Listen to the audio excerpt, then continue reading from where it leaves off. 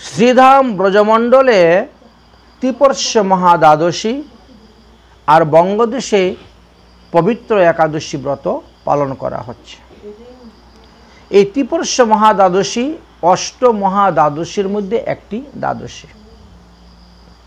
শাস্ত্রে বলছেন উন্মিলিনী ব্যঞ্জলি চ ত্রিপর্ষা পক্ষবর্ধিনী জয়া চ বিজয়াশ্চৈব জয়ন্তী পাপনাশিনী। দ্বাদশী অষ্ট মহাপুণ্যম সর্ব পাপ হরাদিজ তিথি যুগে ন জয়ন্তী চতুস্রস্য চ পরাস্ততা। নক্ষত্র যুগে ন বলাৎ পাপং প্রশমান্তি তাৎ। কোনো এক সময় সুতমুনি শৌনকাদি ৮৮,০০০ ঋষিগণকে বলেছিলেন, হে ঋষিগণ, পূর্ব দিবসে শুদ্ধ একাদশী ব্রত পড়েছে, পরের দিবসে মহাদ্বাদশী ব্রত পড়েছে, তাহলে শুদ্ধ একাদশী ব্রত পরিত্যাগ করিয়া মহাদ্বাদশী ব্রত পালন করতে হবে। কেন?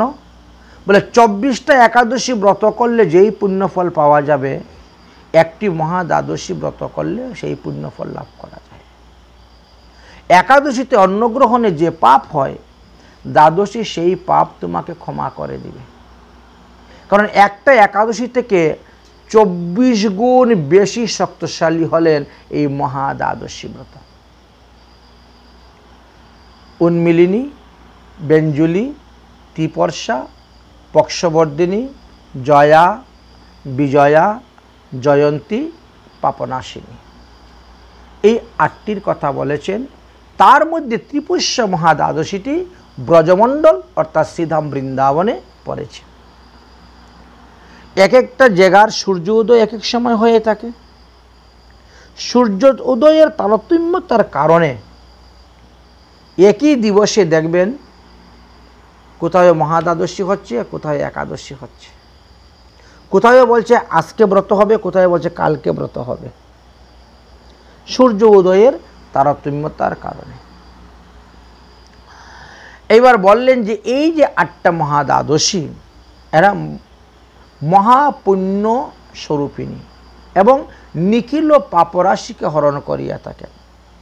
তার মধ্যে প্রথম যে 4টা অর্থাৎ উন্মিলিনী ব্যঞ্জলি ত্রিপর্ষার পক্ষবর্ধিনী, এই যে প্রথম যে 4টা ইহারা তিথি যুগে হয়ে থাকেন। আর পরের যে 4টা জয়া বিজয়া জয়ন্তী পাপনাশিনী, এই 4টি মহাদ্বাদশী নক্ষত্র যুগে হয়ে থাকেন। কোন কোন নক্ষত্রের সঙ্গে যুগ হলে পরে তাদের কি নাম হয়, এই জন্য সব মাসে সব পড়ে না, সব বৎসরে একই মাসে একই সময়ে এইগুলা কখনো পড়ে না। ইহাদের মধ্যে সময়ের ভেদ থাকে বলেই প্রতি বৎসর একই মাসে একইভাবে দেখি না আমরা পড়তে। এই যে উন্মিলিনী মহাদ্বাদশী, এটা কোটি কোটি ব্রহ্মহত্যা পাপ থেকে আপনাকে মুক্ত করে দিবে। ব্যঞ্জলিনী মহাদ্বাদশী তিনিও অযুক্ত হাজার হাজার জীবহত্যা পাপ থেকে মুক্ত করে দেন।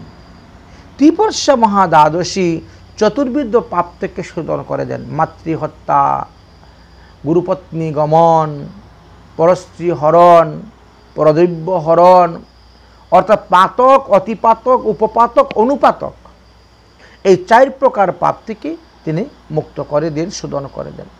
পক্ষবর্ধিনী দ্বাদশী অশেষ কলুষ নাশিনী, আপনার সব রকমের কলুষকে বিনাশ করে দেন। জয়া বিজয়া জয়ন্তী, এই 3টি মহাদ্বাদশীর দ্বারা প্রেতপীড়া থেকে মানুষের মুক্তি লাভ করতে থাকে। যদি কারো পূর্বপুরুষগণ প্রাজ্ঞনী প্রাপ্ত হয়ে থাকেন, এই ব্রতের প্রভাবে তারাও প্রাজ্ঞনী থেকে মুক্ত হইতে পারেন। বা যারা কেউ একজনে আরেকজনে অভিশাপে প্রাজ্ঞনী প্রাপ্ত হয়েছেন, এই ব্রতের দ্বারাও তিনি মুক্ত হন, কর্মফলের দ্বারাই হোক আর যেভাবেই হোক।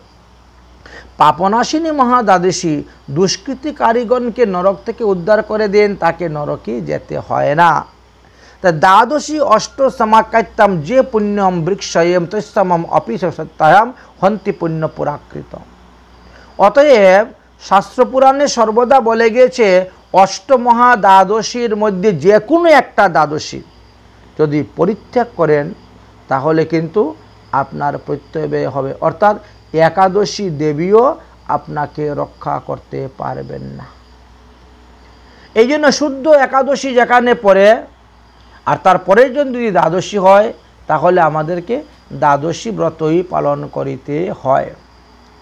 আসুন শ্রীধাম ব্রজমণ্ডলে এই ত্রিপর্ষ মহা একাদশী ব্রত পড়েছে, তদ্বিষয়ে আমরা এখন আলোচনা করব। কেন ত্রিপুষ্য একাদশী ব্রত পড়েছে? বলে অরুণোদয় আদ্যাসাত দ্বাদশম সকলম দীবনম अन्ते त्रयोदशी प्राप्ति स्पृश्वासत हरे प्रिया।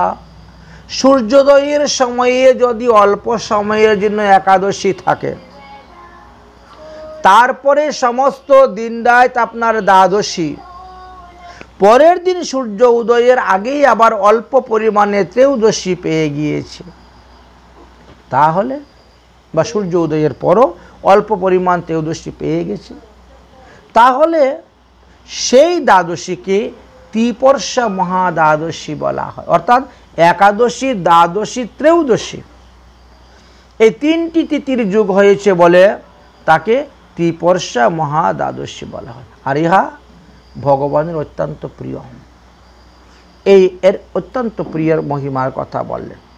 এই ত্রিপর্ষা মহাদ্বাদশী চতুর্বিধ মহাপাতক থেকে মানুষকে শোধন করে, অন্যান্য পাতককে দূর করে। ত্রিপর্ষা উপবাস করিলে বহু সহস্র ব্রহ্মহত্যা জনিত পাপ ক্ষয় হয়ে যায়। আমাদের যে সমস্ত তীর্থ আছে, যেমন মনে করেন সমস্ত তীর্থের রাজা হলো প্রয়াগ, যেটা ইলাহাবাদে পড়েছে, তীর্থরাজ প্রয়াগ। এবার কুম্ভ মেলা হবে প্রয়াগে, মাঘ মাসে। প্রয়াগ, বেনারস, গোমতী এই সমস্ত স্থানের মহিমার কথাও শাস্ত্রে বর্ণনা করেছেন। এই সমস্ত স্থান যে সমস্ত ব্যক্তিদেরকে মোক্ষদান করতে পারে না,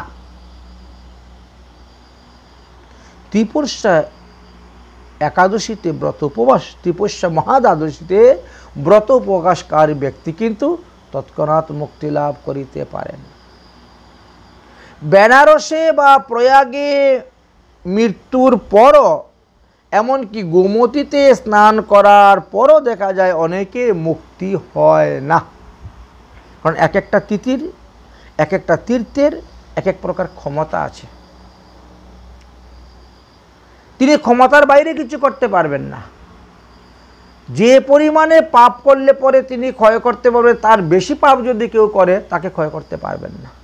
যেমন গয়া, আমরা মনে করি গয়াতে পিণ্ডি দিলেই বাস উদ্ধার হয়ে গেছেন সবাই, কিন্তু দেখা গেল শ্রীমদ্ ভাগবত মহাপুরাণের প্রথমেই বললেন, গয়া সাধ্যে সতেনাপি মুক্তি ন চমে মতি।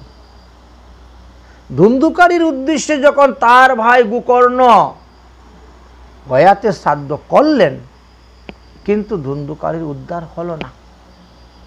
তিনি প্রেতাত্মা হয়ে গ্রামের চতুর্দিকে ঘোরাতেন, বড় উৎপাত করতেন।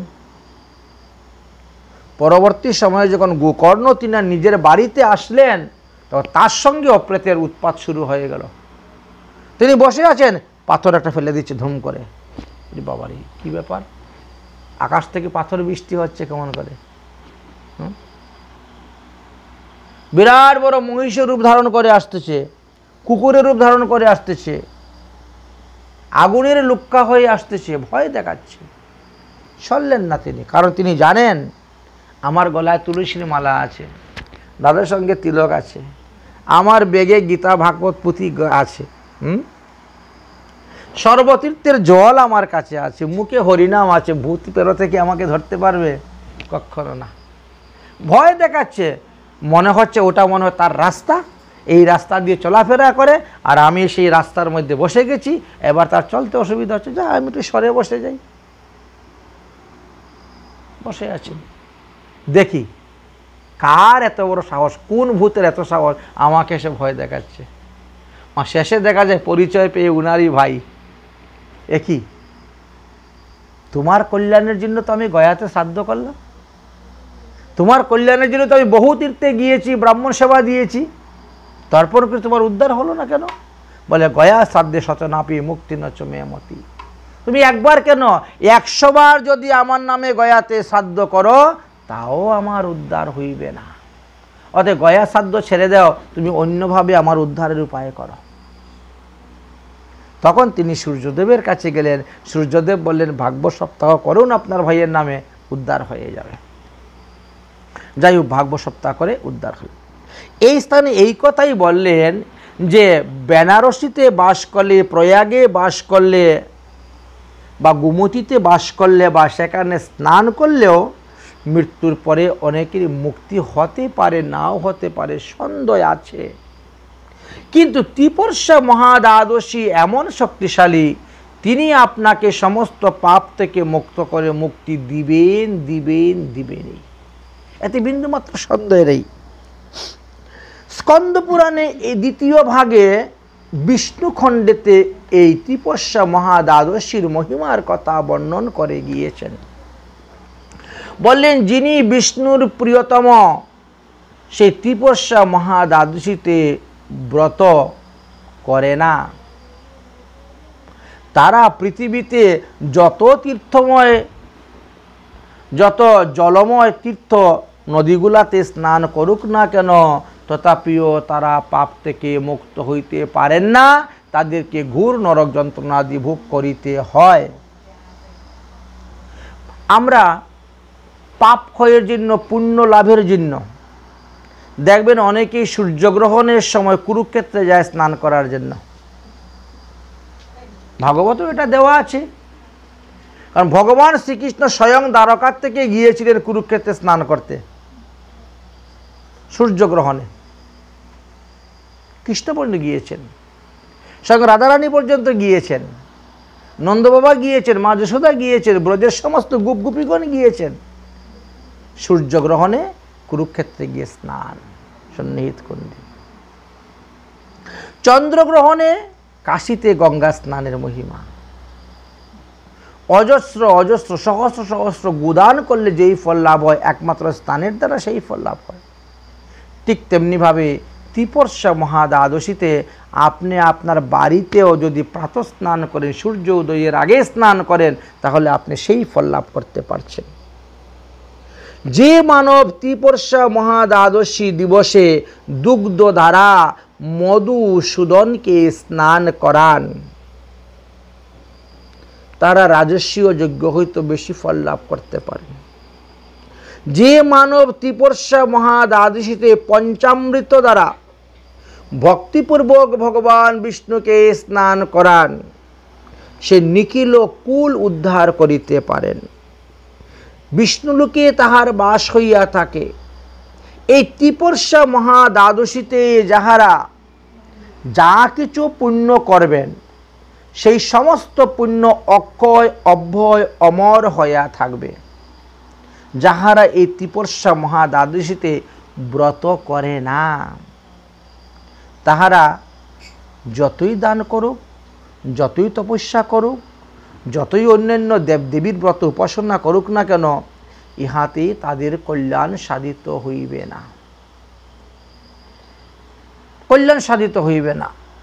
এই বিষয়েই স্কন্দ পুরাণের দ্বিতীয় ভাগের বিষ্ণু খণ্ডের 24 অধ্যায়েতে বর্ণন করেছে। আমার কাছে যে গ্রন্থটি আছে সেই গ্রন্থটির 1397 পৃষ্ঠার মধ্যে এই বিষয়ে আলোচনা করা আছে। বলছেন যে সুতমুনি কোনো এক সময়ে বলেছিলেন এই ঘটনাটা, যে পুরাকালে দেবব্রত নামে একজন দ্বিজ বাস করিতেন আমাদের কাশ্মীরে, জম্মু কাশ্মীর।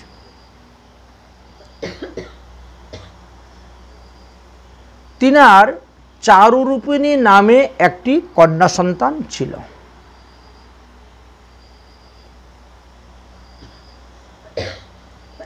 ওই কন্যার নাম পরবর্তী সময়ে মালিনী রাখা হয়েছিল। দেবব্রত নামে এক দ্বিজ উত্তম ছিলেন এবং তিনার ছেলের নাম ছিল সত্যশীল। এই সত্যশীলের সঙ্গে পরবর্তী সময়ে মালিনীর বিবাহ ব্যবস্থা করা হয়েছিল। এই সত্যশীল যে দেশে বাস করতেন সেই দেশের নাম ছিল যবন দেশ। সত্যশীল মালিনীকে সঙ্গে নিয়ে তিনি দেশের দিকে ফিরে যাচ্ছেন, গমন করতেছেন। মালিনীর যেমন রূপ ছিল তেমন যৌবন সম্পন্ন ছিলেন, কিন্তু এতগুলা থাকা সত্ত্বেও সত্যশীলের ভল্লভা তিনি হতে পারেন নাই। তাই মালিনী চিন্তা করলেন, কিভাবে আমি আমার স্বামীকে আমার বশে আনব। অনেক চেষ্টা করা সত্ত্বেও যখন তিনি নিজে পারলেন না, তখন মালিনী কি করলেন, এক তান্ত্রিক যোগিনীর কাছে গিয়ে উপস্থিত হয়েছিলেন। সমস্ত ঘটনা তান্ত্রিক যোগিনীকে খুলে বললেন। ওই তান্ত্রিক যোগিনী কিছু চূর্ণ দ্রব্য মন্ত্রপুত করে দিল, দিয়ে বলল যে এই চূর্ণগুলো অল্প অল্প করে তোমার স্বামীকে প্রতিদিন দুগ্ধের সঙ্গে মিশ্রিত করে খাওয়াবে, দেখবে তোমার স্বামী তোমার বশে এসে যাবে। সত্যশীলকে বশ করার জন্য মালিনী তান্ত্রিকের মত অনুসারে তিনি কার্য করতে শুরু করলেন। এতে কি হলো, সত্যশীলের দেহের মধ্যে ক্ষয়রোগ দেখা দিয়েছিল। এমনই হয়েছিলেন, তিনি এমনই ক্ষীণ হয়ে পড়েছিলেন যে নিজের দেহ নিয়ে নিজেই চলতে পারেন না। যৌবনী জরা ব্যাধিগ্রস্ত হয়ে লাঠি ভর করে হাতে নিয়ে চলতে হয়েছিল, এমন দুর্বলতা হয়ে গিয়েছিলেন। মালিনী সেই সুযোগে স্বামীর উপরে হিংসা করিয়া, মানে পূর্ব কথাকে স্মরণ করিয়া তিনি স্বধর্ম ত্যাগ করে উপপত্তি ভোগ করিয়াছিলেন। পতি এই সমস্ত জানা সত্ত্বেও দেখা সত্ত্বেও প্রতিবাদ করার মতন তিনার কোনো সমর্থ ছিল না, কারণ প্রতিবাদ করলেই তিনার মৃত্যু অনিবার্য। মালিনীর চরণে শরণাপন্ন হয়ে গেলেন সত্যব্রত, তুমি আমাকে রক্ষা করো, না হলে আমি মরে যাব। মালিনী যেমন তখন স্বামীর কথা শুনেও শুনছেন না, কার্যান্তরে ভান করে চলে যাচ্ছেন। অতঃপর একদিন সত্যশীল মালিনীর চরণ ধরে তার প্রাণ ভিক্ষা চেয়েছিলেন। মালিনী দেখল যে সম্পূর্ণভাবে আমার স্বামী এখন আমার বশে এসে গেছে, তাই তিনি আবার পুনরায় সেই তান্ত্রিক যোগিনীর কাছে গিয়ে উপস্থিত হয়েছিলেন। সমস্ত ঘটনা খুলে বললেন। তান্ত্রিক যোগিনী এমন ঔষধ দিলেন, কিছুদিনের মধ্যেই সেই ঔষধ সেবনের ফলে তিনার স্বামী সুস্থ হয়ে গিয়েছিলেন। এবার সত্যশীল মালিনী সংসার চলতেছে, কিন্তু সত্যশীল লক্ষ্য করে দেখলেন তিনার স্ত্রীর সতীধর্ম নষ্ট হয়ে গিয়েছে, কিন্তু নিজের প্রাণ রক্ষার জন্য তিনি কোনো কিছু বলতে পারছেন না। নিজের পাপের ফলে মালিনীর দেহের মধ্যে তখন বিভিন্ন প্রকার রোগ সুখ ব্যাধি দেখা দিল এবং তিনি নিজেও ক্ষতরোগ হলেন। কৃমি মালিনীর অস্থি পর্যন্ত ভেদ করতে শুরু করলো, নাসিকা দিয়ে কৃমি পড়তে শুরু হয়েছিল, কীড়া পড়তে শুরু হয়েছিল, এমন রোগ হয়েছিল। ধীরে ধীরে মালিনী পুঙ্গ হয়ে গিয়েছিলেন আর অবশেষে মৃত্যুর মুখে বরণ করেছিলেন। মৃত্যুর পরে সেই পাপিনী মালিনীকে নিয়ে রওনা হয়ে গেছেন যমের দূতগণ। একজন মানুষ মারা যাওয়ার পর তার জীবাত্মা 3 দিন থাকে অগ্নিতত্ত্বে, 3 দিন থাকে জলতত্ত্বে, আর 3 দিন থাকে বায়ুতত্ত্বে। এই হলো 3 তিরিঙ্গা 9 দিন। 10 দিনের দিন আমাদের ঘাটের কাজ করা হয় এবং 11 দিনে শ্রাদ্ধ করা হয়ে যাচ্ছে। 13 দিনের দিন যমদূতরা এসে তাকে ধরে নিয়ে যায়। যারা মালিনীর মতন মহাপাপী তাদেরকে পায়ে হেঁটে যেতে হয়। আমাদের পৃথিবী হইতে যমের বাড়ি হলো 11,88,000 কিলোমিটার দূর, যার কারণে প্রতি মাসে প্রায় 1 লক্ষ কিলোমিটারের মতো রাস্তা হাঁটতে হয়, অর্থাৎ প্রতিদিন 3000 কিলোমিটার দৌড়তে হয়। তবে ওই দেহটা হলো একটি সূক্ষ্ম দেহ। এই দেহটা কিভাবে লাভ করা যায়? মারা যাওয়ার পরে যখন জীবাত্মা 3 তিরিঙ্গা 9 দিন 3টি তত্ত্বের মধ্যে থাকলেন, অগ্নিতত্ত্ব, জলতত্ত্ব, বায়ুতত্ত্বে। 10 দিনের দিন যখন আমরা ঘাটের কাজ করতে যাই তখন দেখবেন ওখানে পুরোহিত 10টা পিণ্ডি দান করে। 10টা পিণ্ডির দ্বারা কি করা হয়? আমাদের 10 ইন্দ্রিয়যুক্ত একটা অতিবাহিক দেহ তৈরি করে দেওয়া হয়। ওটা বৈদিক মন্ত্রের দ্বারা 10টা ইন্দ্রিয়যুক্ত একটি অতিবাহিক দেহ তৈরি করে দেওয়া হয়। জীবাত্মা তখন ওই দেহের মধ্যে প্রবেশ করে। ওটা সূক্ষ্ম দেহ, ওটা মন্ত্রের দ্বারা তৈরি করে দেওয়া হয়েছে, কারণ জীবাত্মা দেহ ছাড়া থাকতে পারে না, তার একটা দেহ থাকা চাই। জীবাত্মা যখন ওই অতিবাহিক দেহের মধ্যে প্রবেশ করল তার বড় ক্ষুধা পিপাসা লেগে গেল।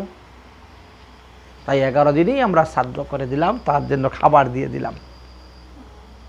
খাবার দেওয়া হয়ে গেল, খাবার খেয়ে তিনি হৃষ্টপুষ্ট আনন্দ, এবার ঘুরে বেড়াচ্ছেন, সব দেখতেছেন।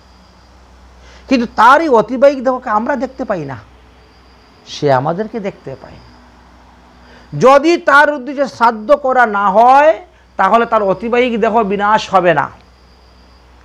অতিবাহিক দেহকে বিনাশ করে তার বায়বীয় দেহ তৈরি করার জন্যই আমাদের শ্রাদ্ধ করা হয়।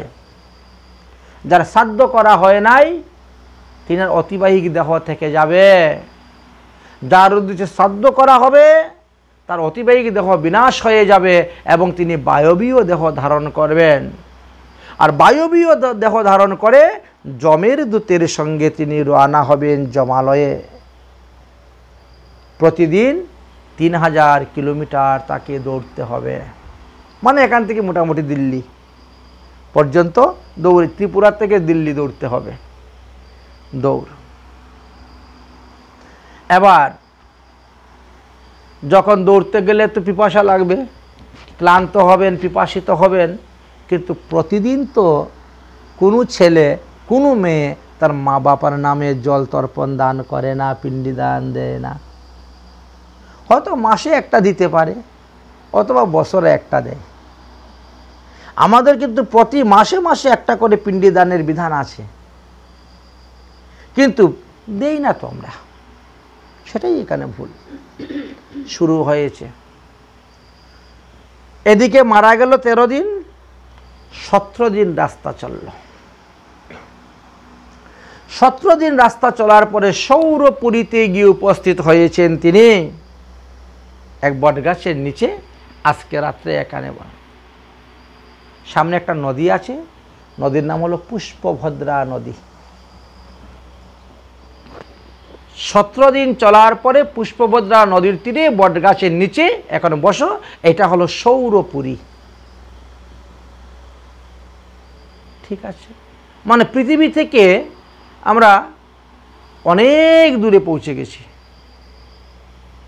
17 দিন তো অনেক অনেক দূর পৌঁছে গেছি, মানে 50,000 কিলোমিটারেরও বেশি চলে গেছি। 351 প্রতিদিন 3000 কিলোমিটার, বাস 50,000 কিলোমিটার দূর চলে গেছে। এবার জল দেখি, আমাকে একটু জল দাও, জল খাবো। বলে না, তোমাকে তো এইভাবে জল দেওয়া যাবে না। কেন? তুমি তো জীবিত অবস্থায় জল দান করো নাই। তুমি তো জীবিত অবস্থায় জল দান করো নাই, তো তোমাকে জল দিবে কে? তোমার যখন শ্রাদ্ধ হয়েছিল সেই শ্রাদ্ধেতেও তোমার পুত্র জলপূর্ণ পাত্র দান করে নাই। এই জন্য শ্রাদ্ধেতে জলপূর্ণ কমণ্ডলু দান করতে হয়, দেয় নাই। দানেতে দুর্গতি খণ্ডে, তোমার ছেলে তো দান করে নাই, তোমার দুর্গতিটা খণ্ডিবে কেমন করে?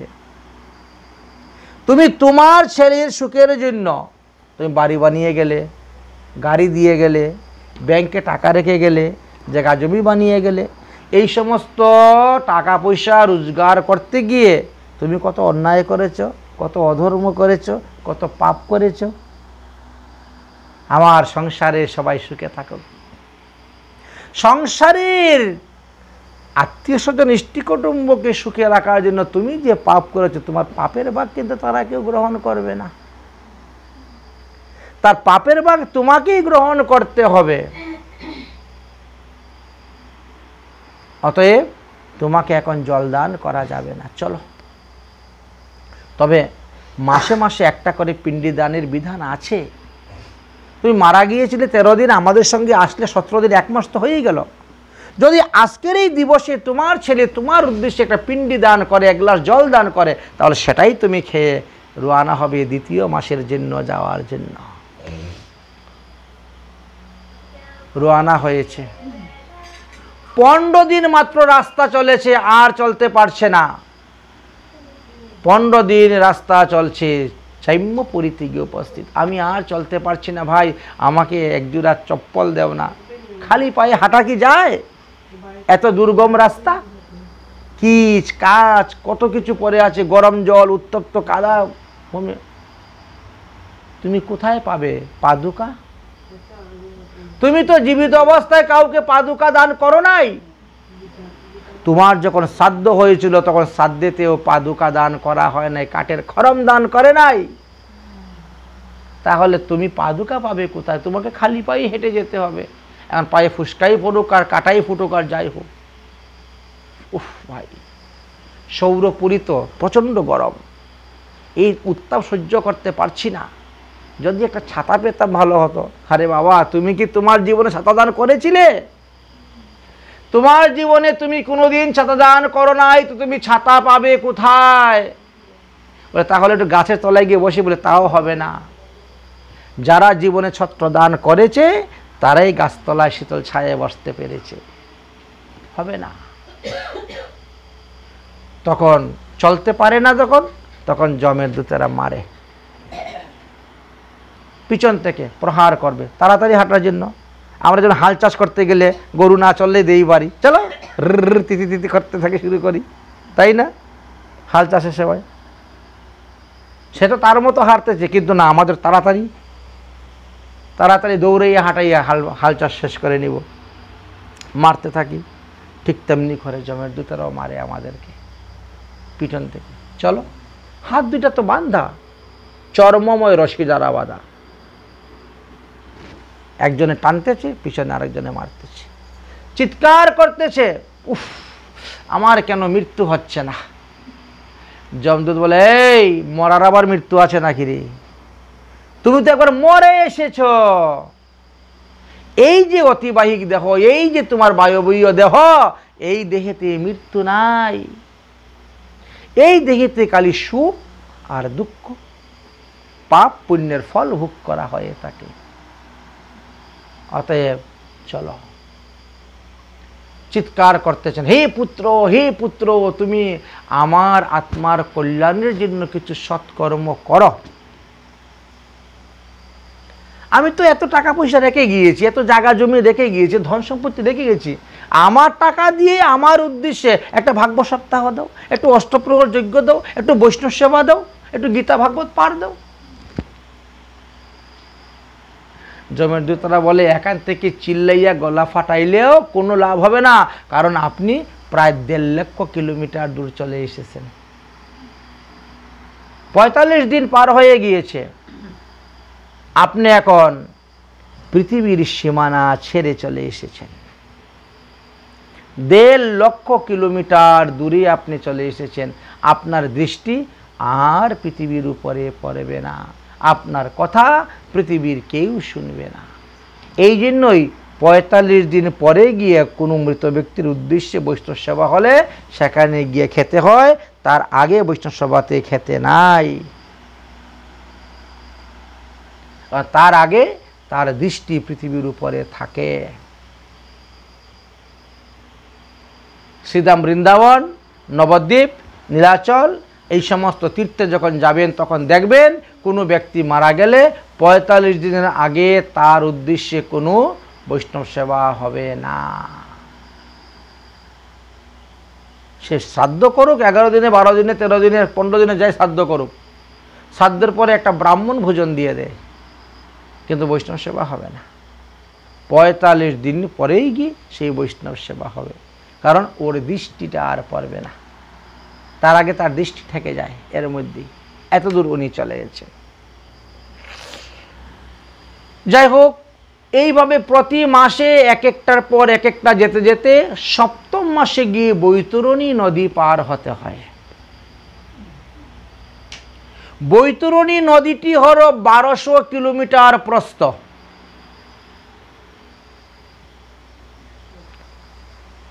মনে করেন এইখান থেকে যদি আরম্ভ করেন তাহলে 1200 কিলোমিটার যেতে যেতে বর্ধমান পর্যন্ত মনে করেন আমাদের কলকাতার কাছাকাছি। কলকাতা 1400 কিলোমিটার, 1200 কিলোমিটার, এতটুক জায়গা। তো যাই হোক, সবাই আসলো, মাঝিরা পার করবে তো পয়সা লাগবে তো, কিন্তু আমরা তো পয়সা নিয়ে কেউ যাই না, সব পয়সা তো এখানেই ফেলে চলে যায় খালি হাতে। কোটি কোটি টাকা আমরা হাতাচ্ছি, কোটি কোটি টাকা কামাই করতেছি, কিন্তু সব কিছু এখানে ফেলেই শূন্য হাতে আমাদেরকে চলে যেতে হচ্ছে। তো তারা পার করবে কেমন করে? তখন তারা চাইবে ফল, একটা একাদশী ব্রতের ফল আমাকে দিয়ে দাও, আমি পার করে দিব। এক রাতে তীর্থবাসের ফল দান করো, আমি পার করে দিব, ইত্যাদি ইত্যাদি। কিন্তু যারা জীবনে একাদশী ব্রতই করে নাই, কোনো তীর্থ ভ্রমণই করে নাই, কোনো পুণ্যই করে নাই, তারা কি দিবে? খালি হাতে গিয়েছে, কিছুই দেওয়ার মতো নাই। জমালয়ে যখন গিয়ে উপস্থিত হলেন যম মহারাজ, তখন চিত্রগুপ্তকে বললেন, চিত্রগুপ্ত একবার খাতাটা খুলে দেখো তো। চিত্রগুপ্ত খাতা খুললেন, খাতা খোলার পরে ডায়েরি বেরিয়ে গেল, আপনি কোন কোন দিন কি কি পাপ করেছেন, কোন কোন দিন কি কি পুণ্য করেছেন। একদিকে সমস্ত পাপের লিস্ট, একদিকে সমস্ত পুণ্যের লিস্ট। আপনি যে পাপ করেছেন, আপনার পাপের আপনার লোম সাক্ষী দিবে, আপনার দাঁত সাক্ষী দিবে, আপনার নখ সাক্ষী দিবে, আপনার এক একটা ইন্দ্রিয় আপনার সাক্ষী দিবে। বুঝেছেন? এখন চিত্রগুপ্ত খাতা যখন বের করলেন, বের করে পাপ একদিকে হিসাব হয়ে গেল, পুণ্য একদিকে হিসাব হয়ে গেল। ধর্মরাজ যম তখন বললেন যে আপনি পাপের ফল ভোগ করবেন না আপনি পুণ্যের ফল ভোগ করবেন, আগে আপনার উপর নির্ভর করবে কোনটা আপনি করতে চান। বলে পাপের ফল ভোগ করতে, বলে তাহলে নরকে পাঠাবো। পাপের ফল ভোগ করার পরে যদি আপনি পুণ্যের ফল ভোগ করেন, তাহলে আপনি ধনী ব্যক্তির ঘরে গিয়ে জন্মগ্রহণ করবেন, নিরুক সুন্দর সুঢালু চেহারা নিয়ে আপনি আসবেন। আর পুণ্য ভোগ করার পরে যদি পাপের ফল ভোগ করে আপনি পৃথিবীতে যান, তাহলে আপনাকে নিকৃষ্ট যোনিতে জন্মগ্রহণ করতে হইবে। তো জীব তো বড় চতুর, তাহলে কি করব? আমি আগে পাপের ফল ভোগ করি, তারপরে পুণ্যের ফল ভোগ করব, তাহলে ভালো হবে আমার। এই জন্য পাপেরটা আগে ভোগ করার জন্য জীব প্রস্তুত হয়ে গেলে। যম মহারাজ তখন বললেন যে যাও, তাহলে তাকে উত্তপ্ত তাম্রকুণ্ডের মধ্যে নিয়ে ফেলে দাও। উত্তপ্ত তাম্রকুণ্ডের মধ্যে ফেলে দিলেন। 15,000 বৎসর তিনি সেই উত্তপ্ত তাম্রকুণ্ডে বাস করলেন। তারপরে 100 জন্ম তাকে কুকুর যোনিতে দাও জন্ম। একবার কুকুর যোনি হয়ে যে সেগুলো তা নয়, এই যে কর্ম তিনি করে গিয়েছিলেন, এই কর্মের পাপের ফলে তিনাকে 100 বার কুকুর জনিতে গিয়ে জন্মগ্রহণ করতে হয়েছিল। তারপরে 100 বার 20টার কৃমিতে গিয়ে জন্মগ্রহণ করতে হলো। তারপরে তিনি মুরুগ হয়ে জন্মগ্রহণ করিলেন। এইভাবে তিনি 84 লক্ষ যোনিতে ভ্রমণ করে করে যাচ্ছেন।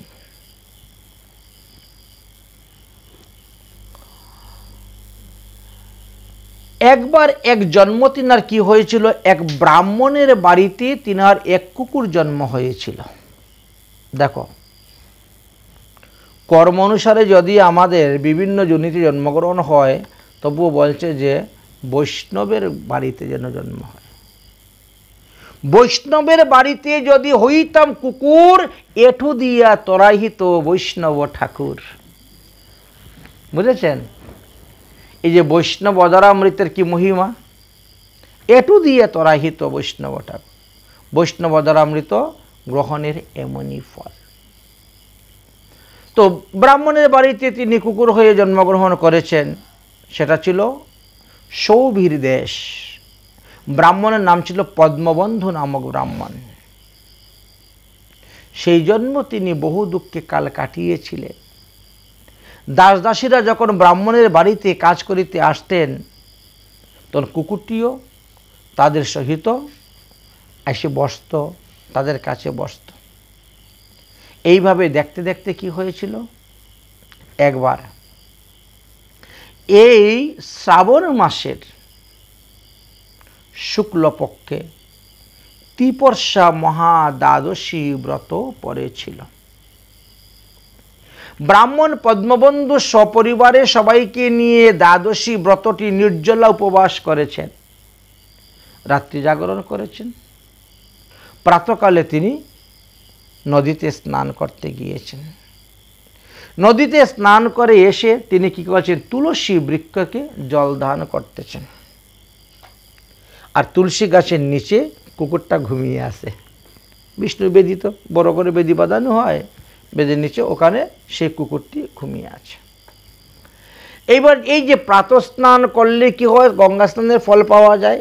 সেই জল দিয়ে বিষ্ণুকে তুলসীকে স্নান করেছেন, সেই জলটি কুকুরের উপরে পড়ল কর্মবিপাক বশত। দৈবযুগ, দৈবযুগে কুকুরটি তো সেই মালিনী,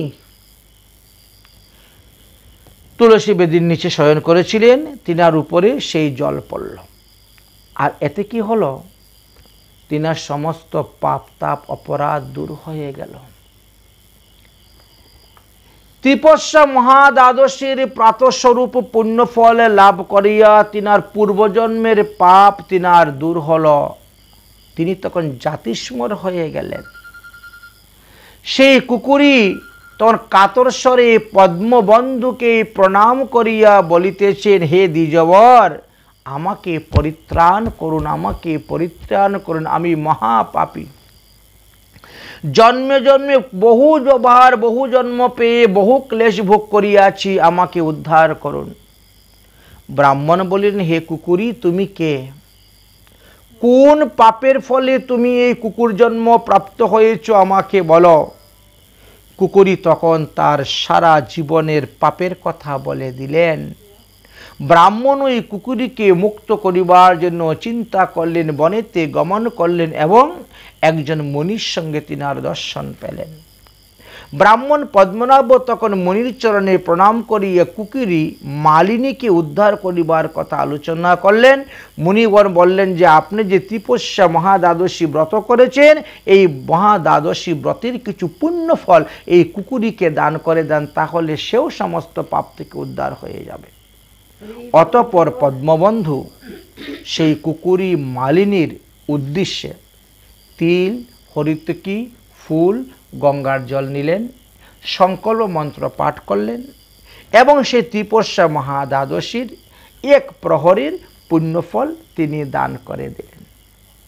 যেই মাত্র দান করলেন, সঙ্গে সঙ্গে কুকুরীর সিংহ জীর্ণ শীর্ণ দেহ তিনি পরিত্যাগ করলেন এবং বৈকুণ্ঠ থেকে বিমান আসিল, সেই বিমানে বসে তিনি চলে গেলেন। বহুকাল ভগবানের সঙ্গে নিত্যধামে তিনি অবস্থান করলেন, ভগবানের মতো সুখ ভোগ করলেন।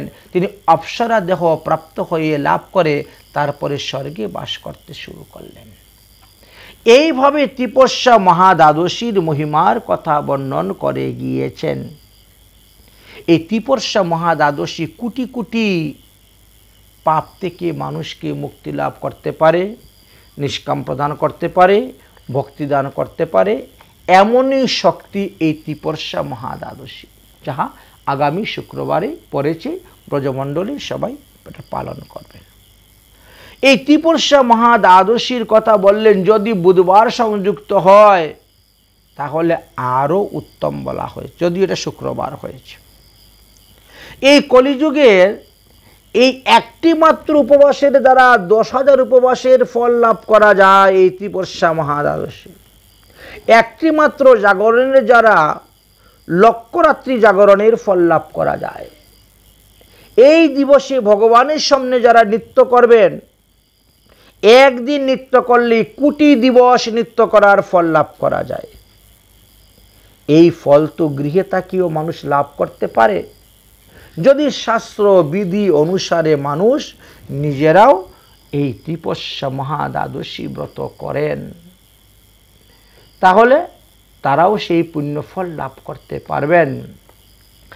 আদৌ নন্দা জয়াশ্চৈব মধ্যে ভদ্রা ভবতি যদি উপবাস্যা চ আচরণে গৃতম দুর্লভ্য কৃষ্ণ সন্নিধম একৈব্য উপবাসন যুক্ত অযুক্ত ফলম জাগরণে শতগুণানাম নিত্যম কোটি গুণম কলৌ। আদিতে নন্দা অর্থাৎ একাদশী ব্রত আছে, অন্তে জয়া অর্থাৎ ত্রয়োদশী আছে, এবং মধ্যে ভদ্রা অর্থাৎ দ্বাদশী আছে। তাহা হইলে শ্রীকৃষ্ণ সন্নিহিত উপবাসে অর্চন গীতের দ্বারা বহু পুণ্য ফল অক্ষর লাভ করা যায়। এই ত্রিপস্যা মহাদ্বাদশী দিবসে যে যাহা করিবেন তাহা অক্ষয় অব্যয় অমর হয়ে থাকবে, তা বিন্দুমাত্র ক্ষয় হইবে না। এই পুণ্যের কোনো ক্ষয় নাই। অন্যান্য পুণ্য ক্ষয়প্রাপ্ত হয়, কিন্তু কিছু কিছু দিবস আছে সেই সমস্ত দিবসের পুণ্য ক্ষয় হয় না। যেমন অক্ষয় তৃতীয়া, অক্ষয় নবমী এবং এই একাদশী সংযুক্ত দ্বাদশী ব্রতের ফল, এইগুলা অক্ষয় অব্যয় অমর হয়ে থাকে। পদ্মপুরাণেও এই বিষয়ে সন্নত কুমার ব্যাসদেবের উপদেশের সম্পর্কে আলোচনা করা আছে, যে সন্নত কুমারগণ ব্যাসদেবকে উপদেশ করেছিলেন যে, হে ব্যাসদেব, পূর্বে এই ত্রিপস্যা মহাদ্বাদশী ব্রত স্বয়ং মহাদেব ব্রহ্মার নিকটে প্রকাশ করেছিলেন, এবং ক্ষীর সাগরে অবস্থিত ক্ষীরোৎসাহী বিষ্ণু ব্রহ্মাকেও বলেছিলেন। ভগবান বিষ্ণু বললেন, যে ব্যক্তি ত্রিপস্যা মহাদ্বাদশী ব্রত করেন, আমি তাহার সমস্ত পাপ থেকে তাকে মুক্ত করে দিই এবং তাকে মোক্ষ প্রদান করে থাকি। সন্নত কুমার বলিলেন, হে পিতাজি, আপনি মোক্ষদায়ী ত্রিপস্যা মহাদ্বাদশী ব্রতর মহিমার কথা বলুন। তখন তিনি বললেন যে ত্রিপস্যা মহাদ্বাদশী সব মাসে একইভাবে হয় না, বিভিন্ন মাসে বিভিন্ন সময় হয়ে থাকে। তবে সোমবার এবং বুধবার যুক্ত হলে সবথেকে বেশি তার মাহাত্ম্য থাকে, এছাড়াও অন্যান্য দিন তার মাহাত্ম্য আছে। একাদশী দ্বাদশী চ রাত্রি শেষে ত্রয়োদশী ত্রিপস্যা সংযুক্ত বিজ্ঞাম দশমী যুক্ত নহি। একাদশী দ্বাদশী এবং রাত্রি শেষে ত্রয়োদশী হলে তাহার নাম ত্রিপস্যা হয়, কিন্তু ইহা যদি দশমী সংযুক্ত হয় তা হইলে সেদিন ব্রত করিবেন না। হে ব্যাসজি, কোনো এক সময়ে গঙ্গা দেবী ভগবানকে বলেছিলেন, হে ঋষিকেশ, কলিকালের মানুষ সব ব্রহ্মহত্যা আদি পাপে লিপ্ত, আর তারা আমারই জলের মধ্যে স্নান করে আমার মধ্যে সমস্ত পাপকে দিয়ে যাচ্ছে, তাহাতে আমি পাপে লিপ্ত হয়ে যাচ্ছি। কেমন করে এই পাপ দগ্ধ হবে, কেমন করে আমি পাপ থেকে মুক্তি লাভ করব, কেমন করে আমার এই পাপ বিনষ্ট হবে, তাহা আপনি কৃপা করে বলুন। ভগবান শ্রীকৃষ্ণ তখন গঙ্গাদিকে বলেছিল, হে সুবনে, তুমি ত্রিপর্ষা মহাদ্বাদশী ব্রত আচরণ করো। ত্রিপর্ষা মহাদ্বাদশীতে ব্রত করার পর যারা এসে তোমারই জলেতে স্নান করবেন তাদের স্পর্শ মাত্র তুমি পবিত্র হয়ে যাবে। ত্রিপর্ষা দ্বাদশীর এমনই মাহাত্ম্য। হলে দাও, লাগিয়ে দাও, হয়ে গেছে। ত্রিপর্ষা দ্বাদশীর এমনই মহিমার কথা শাস্ত্রে বর্ণনা করেছেন। যাই হোক, বঙ্গদেশ এবং ব্রজ এই দুটি স্থান সম্পূর্ণ পৃথক পৃথক, আলাদা আলাদা।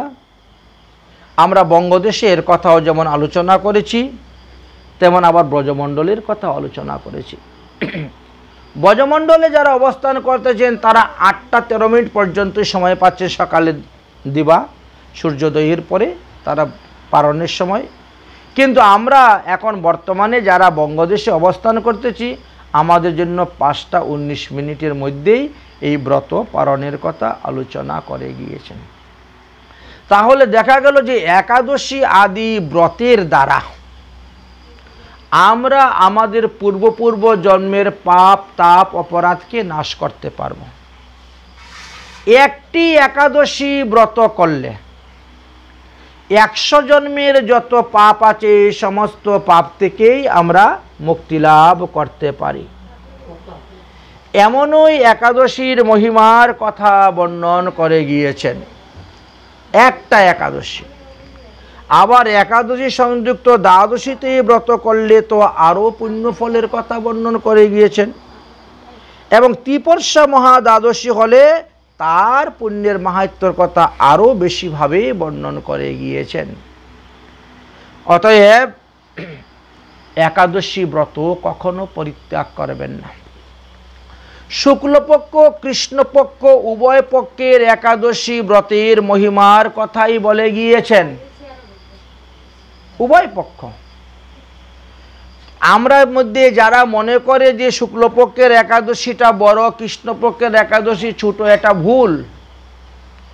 আমাদের মধ্যে যারা মনে করেন যে বৎসরের মধ্যে 4টা একাদশী বড়, বাকি 20টা একাদশী ছোট, ভুল সিদ্ধান্ত। এভাবে করতে নেই। প্রতিটা একাদশীতেই বলছেন ব্রত করে যান, সপরিবারে সবাই ব্রত করে যান, এতে মঙ্গল। কারণ একাদশী দিবসে অন্যকে আশ্রয় করে পৃথিবীর মধ্যে যত পাপ আছে সমস্ত পাপ অবস্থান করেন। অতএব আমরা যদি আমাদের মধ্যে যারা একাদশীতে অন্ন গ্রহণ করতেছেন তারা তো প্রতি গ্রাসে গ্রাসে পাপ গ্রহণ করে যাচ্ছেন। অন্যান্য পাপের কথা আলোচনা করতে গিয়ে বললেন যে যে পাপ করবে সেই পাপের ফল তাকেই ভোগ করতে হয়, কিন্তু একাদশী ব্রত যে পাপ সেই পাপে পিতৃপুরুষ সহ মর্জিত হতে হয়। আমরা বিভিন্ন কালে দেখতে পাই মা বাবারা সদাচারী প্রসাদভোজী হয়েছেন, ছেলেমেয়েরা একাদশী ব্রতও করে না, মাছ মাংস আদি গ্রহণ করে যাচ্ছে। মাতা পিতার মৃত্যুর পর তারা শ্রাদ্ধ করল, শ্রাদ্ধের পরেই আবার তাদের মৎস্য মাংস আদি শুরু হয়ে গেল। এমনকি তারা একাদশী ব্রতও করতেছে না। মাতা পিতা যদি তাদের পুণ্যের প্রভাবে তারা স্বর্গেও গিয়ে থাকেন, পুত্রের এই হীন আচরণের কারণে মাতা পিতা স্বর্গ থেকে নরকে পতিত হয়ে যান। একাদশী ব্রতের দ্বারা পাপ 3 পুরুষকে নরকে নেয়, আবার একাদশী ব্রতের পুণ্য 21 পুরুষকে উদ্ধার করতে পারে। এই জন্য সভার্যা, সপত্নী, সপতি, সপুত্র ও সকন্যা সবাইকে নিয়ে সপরিবারে একাদশী ব্রত। মধ্যে মধ্যে উপবাস, বহু রোগের হয় বিনাশ। মধ্যে মধ্যে উপবাস থাকা এটা স্বাস্থ্যের পক্ষে ভালো। যে একদিকে ধর্মের দিকে ভালো, একদিকে বিজ্ঞান বলতেছে স্বাস্থ্যের দিকেও ভালো। কারণ আমাদের যন্ত্রগুলাকে যদি 15 দিনে একদিন বিশ্রাম দেই তা তার ক্ষমতাটা বেড়ে যায়, কার্যশক্তি করার ক্ষমতাটা বেড়ে যায়। এই জন্য বলছেন। তো এক একজন তিথির এক একটা অধিষ্ঠাত্রী দেবতা আছে। আমি মনে করি না আমি তোরা কালকে কিছু খাবো না, বাবা কালকে তো আর একাদশী নয় ব্রত, কারণ এক একটা তিথির এক একজন অধিষ্ঠাত্রী দেবতা আছেন, আর সেই অনুসারে সেই রকম ফল আপনার লাভ হইবে। ফলটা তো লাভ হইবে তিথি অনুসারে, কারণ যেই তিথিতে যিনি অধিষ্ঠাত্রী দেবতা আছেন তিনি আপনাকে সেই রকম ফল প্রদান করতে পারবেন। প্রত্যেকের উপরে ভগবান দায়িত্ব দিয়ে রেখে দিয়েছেন, তো যে যে দায়িত্ব আছে, যে যে পালন করে যাচ্ছেন তিনি সেই রকম শক্তি প্রদান করবেন। এই জন্যই আমাদেরকে বলছেন একাদশী সংযুক্ত দ্বাদশীতে ব্রত করবেন, আর নিত্য ভগবানের প্রসাদ সেবন করবেন। ভগবানের প্রসাদ সেবনের এত শক্তি জানেন, 1000 ব্রত করলে যেই ফল লাভ করা যায়, ভগবানের প্রসাদ খেলে সেই ফল লাভ করা যায়। তাই তো প্রসাদ ভোজনের কথা বর্ণন করে গিয়েছে। ভগবানকে নিবেদন করে সেই প্রসাদ খাওয়ার এমনই মহিমা। দ্বাদশী দিবসে মাত্র আপনি 19 মিনিট সময় পাচ্ছেন পারণের। এবার যারা একাদশী ব্রত করবেন বঙ্গবাসীগণ, 19 মিনিট সময়, 19 মিনিট সময়ের মধ্যে যদি আপনি এখন চিরাভোগ দিয়ে প্রসাদ পেতে না পারেন বা অন্য ভোগ রান্না করে না দিতে পারেন, জগন্নাথের মহাপ্রসাদ মুখে দিলেও পারণ হয়ে যাবে। জগন্নাথ এমনকি বিষ্ণু চরণামৃত পান করলেও পারণ হয়ে যায়। এটাও শ্রীমদ্ ভাগবত মহাপুরাণে তার বর্ণনা আছে যে অম্বরীশ মহারাজ বিষ্ণু চরণামৃত পান করেছিলেন, আর এর দ্বারা তিনার পারণ রক্ষা হয়ে গিয়েছিল। অতিথি উপবাস রেখে গৃহস্থের ভোজন করতে নাই, যার ফলে তিনি চরণামৃত পান করে তিনার পারণকে রক্ষা করেছিলেন। পারণ করার সময়ে তুলসী পাতা সহিত নৈবেদ্যই মুখে নিয়ে পারণ করতে হবে। পারণের যে মন্ত্র, এটা আমরা প্রত্যেকবার দিয়ে থাকি মোবাইলের মধ্যেই, সেই মন্ত্র উচ্চারণ করে পারণ করবেন, এতে ব্রতের যথার্থ ফল লাভ করা যায়। তো এইভাবে একাদশী, অষ্টমহা দ্বাদশী, জয়ন্তী ব্রত, জয়ন্তী ব্রত আমি বললে তো তোমার মনে থাকবে না, লিখে দিলেই মনে থাকবে, ঠিক না? জয়ন্তী ব্রত এই সামনে আসতেছেন আমাদের শ্রীকৃষ্ণের জয়ন্তী, অর্থাৎ শ্রীকৃষ্ণের আবির্ভাব তিথি, যাকে শ্রীকৃষ্ণের জন্মাষ্টমী বলা হয়। তারপরে আসবে রাধা অষ্টমী। শ্রীকৃষ্ণের জন্মাষ্টমী, রাধা অষ্টমী, বামন দ্বাদশী, নৃসিংহ চৌদশী, শিবরাত্রি, রামনবমী, এই 6টি ব্রতকে জয়ন্তী ব্রত বলা হয়। এই ব্রতগুলোর আরো বেশি ফল। 1000টা একাদশী ব্রত করলে আপনি যে পুণ্যফল লাভ করতে পারবেন, একটা শ্রীকৃষ্ণের জয়ন্তী ব্রত পালন করলে সেই পুণ্যফল লাভ করতে পারবেন। 10,000 একাদশী ব্রত করলে যেই পুণ্যফল লাভ করতে পারবেন, একটা রাধা অষ্টমী ব্রত করলে সেই পুণ্যফল লাভ করতে পারবেন। এখন কেউ যদি মনে করে তাহলে আমি একাদশী করব না, আমি একটা জন্মাষ্টমী করে নিব, তাহলে তো হয়ে গেল। আমার জীবনে তো সারা জীবন ব্রত করলেও 1000 একাদশী করা সম্ভব হবে না, কারণ বৎসরে মাত্র 24টা একাদশী। তো 1 বছরে যদি 24টা একাদশী হয়, তো 10 বছরে কত করতেছেন? 240টা। 240টা 20 বছর হইলে 200, 480, 500, আরও 20 বছর, 40 বছর, মোটামুটি 45 বছর যদি আপনি এক লাগাতার সব একাদশী ব্রত করে যান, তাহলে গিয়ে আপনার 1000 একাদশী হবে। তো মানুষের তো অনেকের 45 বছর বয়স হয়ে গেছে, এখনো একাদশী ব্রত ধরেই নাই। ধরবে কবে আর বাঁচবে বা তারপরে কতদিন? তাহলে আপনার জীবনে আপনার একাদশী ব্রত 1000টা করা বড় মুশকিল। তো যারা মনে করে যে যা তাহলে আমি শ্রীকৃষ্ণের জন্মাষ্টমী ব্রতই করবো, বলে না, তাহলে হবে না। কারণ এক অঙ্গ সাধেছ আর এক অঙ্গে দ্বেষ, ভক্তির অঙ্গ তো। আমরা যদি একটাকে মানি আরেকটাকে না মানি এতেও ক্ষতি আছে। ভক্তির অঙ্গ সবটা মেনে যেতে হবে। এক অঙ্গ মানতেছ, আরেক অঙ্গকে তুমি হিংসা করতে দ্বেষ করতেছ, মানতেছ না, এতেও আমাদের শেষ হয়, বিনাশপ্রাপ্ত হয়। এই জন্য ভক্তির অঙ্গ মানো, ভক্তির সম্মান করো, ভক্তি দেবীর কৃপা লাভ হইবে। ভক্তি দেবীর কৃপাতেই তো ভগবানকে পাওয়া যায়। ভক্তির শক্তিকে ঊর্জা শক্তি বলা হয়েছে। চুম্বক যেভাবে লোহাকে আকর্ষণ করে, ভক্তি দেবী ঠিক তেমনিভাবে ভগবানকে আকর্ষণ করে নিয়ে আসেন। ভগবানকে পাওয়ার জন্য আপনাকে বনে জঙ্গলে গিয়ে বসে তপস্যা করতে হবে না। যদি ঘরে বসেও আপনি তপস্যা করতে পারেন, আপনার ঘরে এসে ভগবান দরজা খটখটাবে, ভক্ত আমি এসে গেছি, দরজা খুলো, আমি এসে গেছি। ভক্তের অধীন ভগবান, নিজে ছোট হইয়া বাড়ান ভক্তেরই সম্মান। গুরু বিনা নাই সে গতি, জীবকে শিখান তার প্রমাণ। নিজে ছোট হইয়া বাড়ায় ভক্তেরই সম্মান। ভক্তের অধীন ভগবান, একমাত্র ভক্তির দ্বারাই ভগবানকে বশ করা যায়, অন্যভাবে বশ করা যায় না। আর এই ভক্তির অঙ্গ হলো একাদশী মহারানী। তাই বলছেন শ্রীকৃষ্ণস্য প্রসাদার্থাম কুরুতে একাদশী ব্রতম।